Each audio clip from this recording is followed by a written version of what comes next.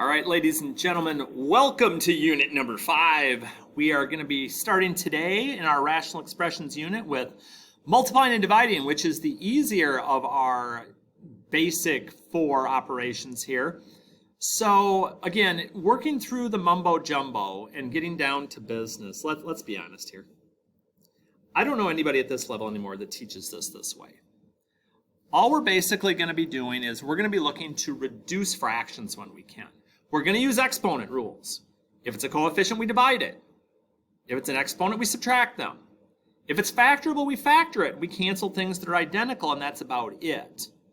So what I'm going to do is, this is easiest, just like most things is, to go ahead and just jump in and do it. And I'm not going to do the 2 examples they already did because, well, they already did an example, and I didn't like the way they did the first one, so I'm going to do my own. Okay, so when we're simplifying, to me, okay, when you're dealing with a bunch of monomial terms, no pluses and minuses, I like to, most of the time, as quickly as I can, get it down to 1 fraction and then reduce it from there, instead of canceling stuff and I'm Xing things out and I don't know what I crossed out and what I did. So, to me, the simplest way to go, if I multiply straight across, nothing in common up there, down here I got 2 times 6, okay? Now I'm to 1 fraction. Reminder, and I know this might seem simplistic or ridiculous, but it really isn't because it's something I see happen a lot. Remind yourself that there is a 1 exponent on those, so you don't forget. Because now when you go to reduce your fraction, 3 divided by 12, not 12 divided by 3, is 1/4. If you're ever not sure and just want a quick way out, type the fraction in your calculator and hit math enter enter. I mean, let's be real here, okay? I know. Now, don't put 0.25. You'll drive me insane. Fractions are good. There are no other m terms. And then for my f, 3 minus 1, because we subtract the exponents, is 2. Bigger exponents on top. There's nothing else to reduce. I'm done, okay? Keep it simple. Well, Hardy, what if it gets kooky? Like this, okay? Suggestion from me again. If you see a negative exponent outside a large quantity like this, I would not go to the time of distributing that -1 to every single thing inside. What would that even be? 1, 2, 3, 4, 5, like 6?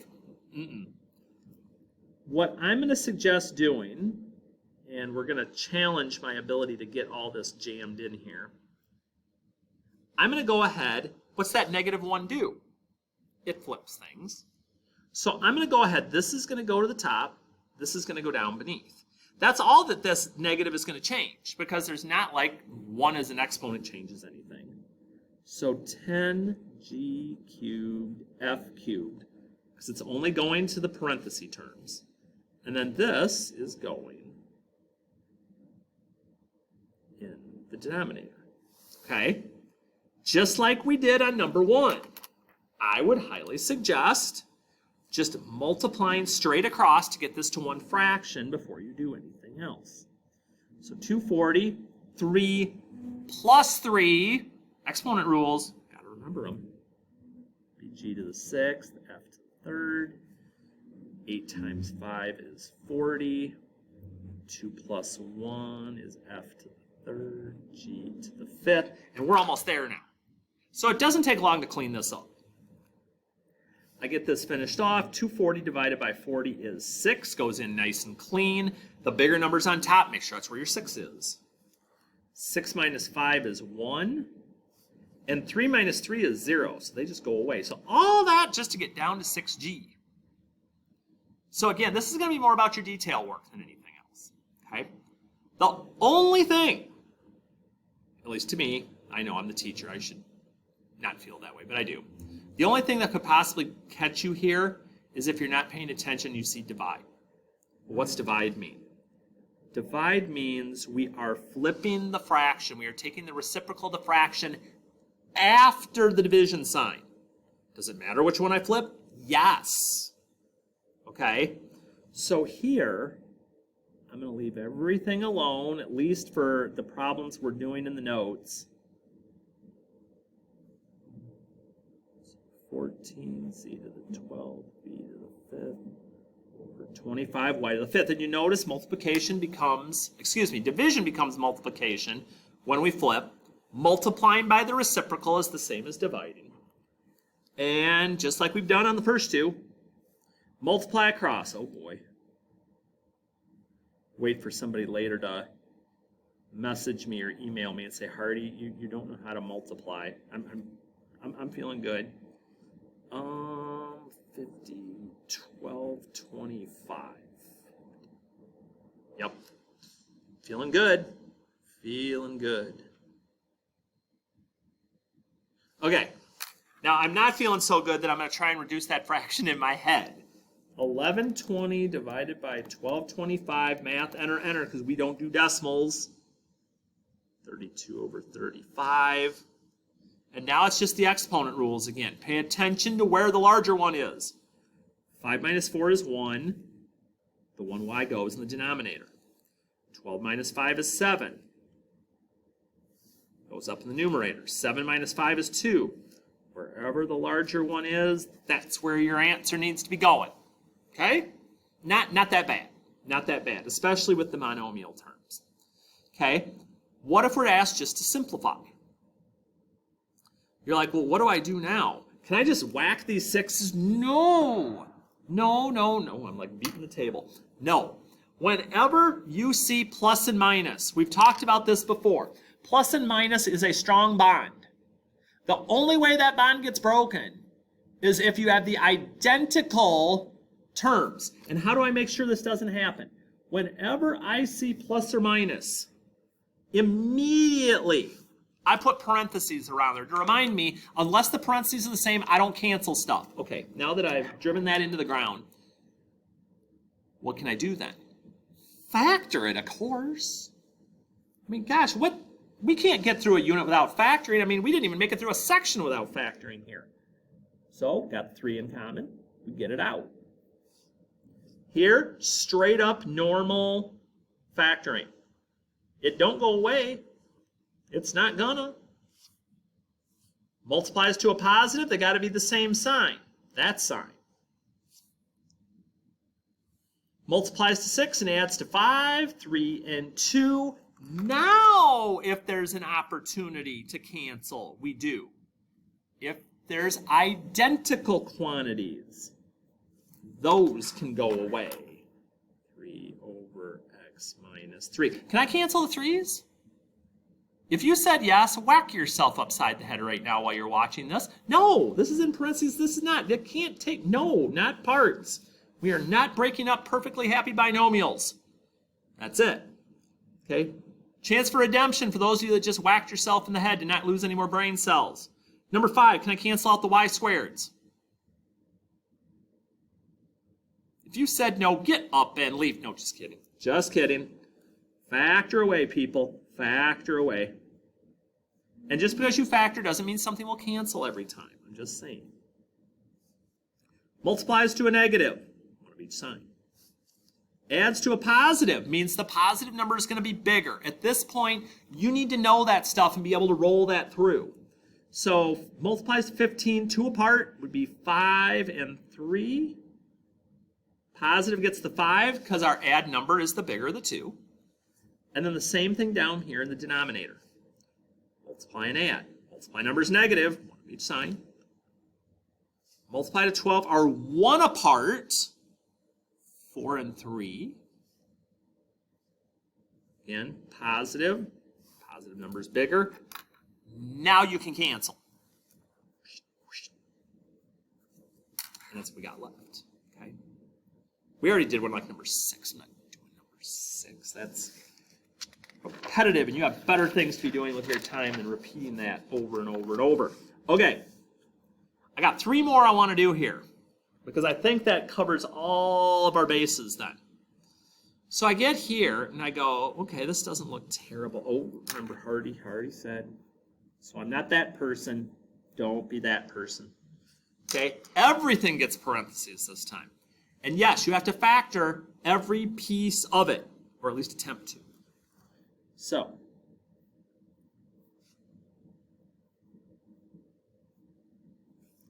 difference of squares.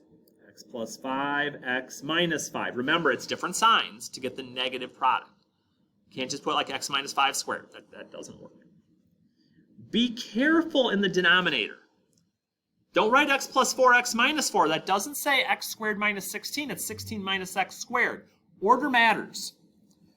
So 4 plus x, 4 minus x, because it's the x term that's going to be the minus in there. Now I get up here. Now see, I went and made the assumption. You know what happens when we assume. So 2 sets of parentheses is not going to do me any good here. They have an x in common, though. X times x is x squared. X times negative 4 is negative 4x. That is not a difference of squares. Okay, with that x being on there, doesn't work. And here we just got a 2 in common. Now that we've done the grunt work, now we get to have fun. Now we can say the x plus 5s are the same, the x minus 4. Are those the same? Would 4 minus 1 and 1 minus 4 be the same thing? No. But can I fix it? Well, let's see. The signs are opposite on both of these. So I just want to switch the signs. Now, I can't just do it because I want to. There's a way to go about this, and here's the easiest way to go about it. If you find the one that there's not multiple sets of parentheses, if I change the sign on my common term, if I change the sign on my x to negative x, that's going to change the signs on both of these. So are these the same now? They both have positive 4.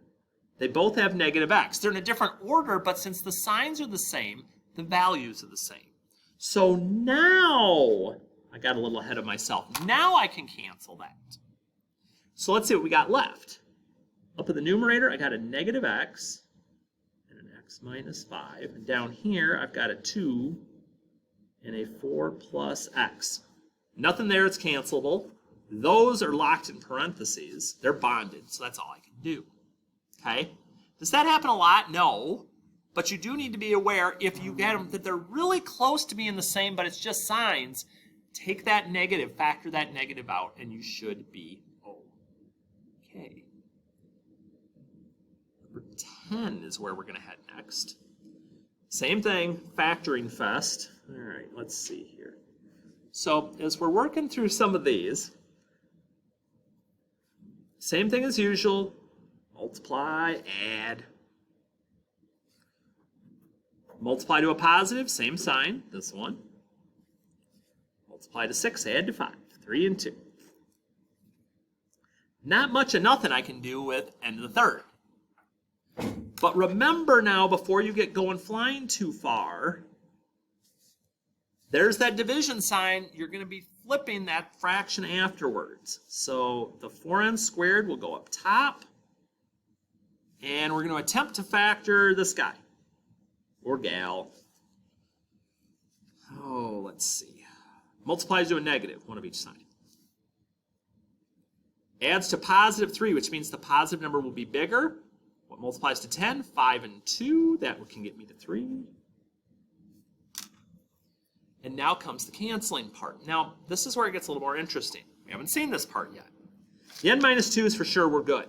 So we start to rewrite this.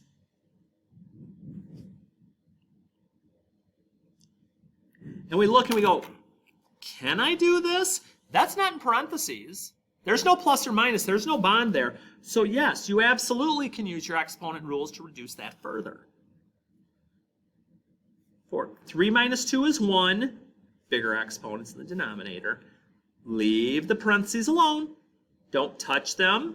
They're not the same. Don't cancel them. You're just done. Okay?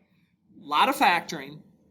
A lot of using common sense and trying not to cancel stuff that you're not allowed to cancel. I think I've said that enough here in 14 minutes. Okay. So the last one I want to do is strictly because I don't want you freaking out, because there's no reason to freak out. Last one we're going to do, 15. Holy love of... Okay. First way we're going to fix this, we're going to rewrite this, because we don't need to be dealing with this in the way that it is.